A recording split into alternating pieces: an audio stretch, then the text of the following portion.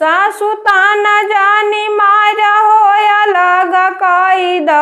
सासू ताना जानी मार होय अलग कई द। नाही चाही लोट थाली कौनो बरतनवा। नाही चाही लोट थाली कौनो बरतनवा। हमरी पापा कदम दामय देई द। सासू ताना जानी मार होय अलग कई द। सासू ताना जानी मार होय अलग कई द। सासू ताना जानी मार होय अलग कई द।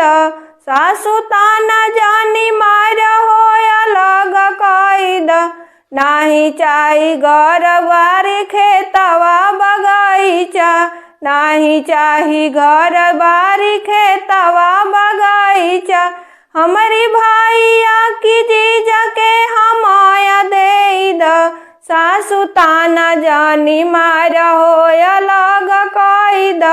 सासू ताना जानी मार होय अलग कई द।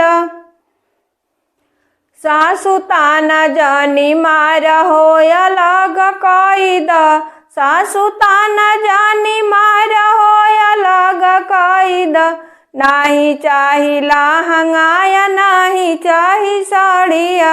नाही चाही लहंगा नाही चाही साड़िया। हमारी लड़कन की पापा के हमय देई द। सासू ताना जानी मार होय अलग कई द। सासू ताना जानी मार होय अलग कई द। सासू ताना जानी मार होय अलग कई द। सासू ताना जानी मार होय अलग कई द।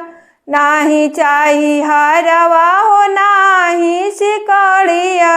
नाही चाही हरवा हो नाही सिकड़िया। हमरी नैहरे कदम दामय देई द। सासू ताना जानी मार होय अलग कई द। सासू ताना जानी मार होय अलग कई द।